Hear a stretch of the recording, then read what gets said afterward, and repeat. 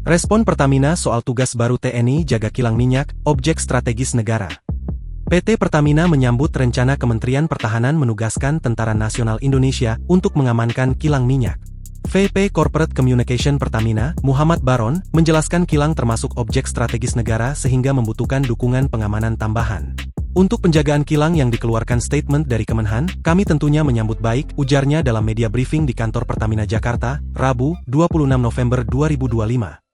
Baron menyatakan Pertamina siap bersinergi dengan TNI guna memperkuat pengamanan kilang serta fasilitas strategis lain yang dikelola Pertamina.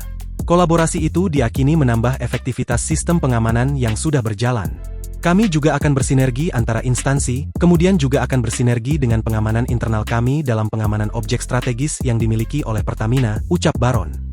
Baron menyebut penjagaan oleh TNI memberi penguatan tambahan menjelang periode Natal dan Tahun Baru, lapisan keamanan di seluruh kilang Pertamina diperkirakan meningkat.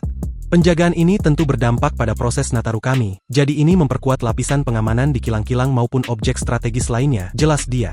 Keterangan serupa sebelumnya disampaikan Menteri Pertahanan Djafri Syamsuddin, TNI Angkatan Darat akan ditugaskan menjaga seluruh kilang minyak Pertamina. Penugasan itu muncul dalam rapat tertutup Menhan bersama Panglima TNI Jenderal Agus Subianto dalam agenda Komisi 1 DPR RI, Senin, 24 November 2025. Penugasan TNI AD menjaga kilang minyak Pertamina masuk kategori operasi militer selain perang dan mulai berlaku Desember 2025.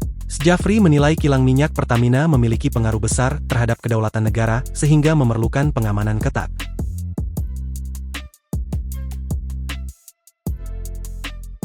Download Tribun X sekarang, menghadirkan lokal menjadi Indonesia.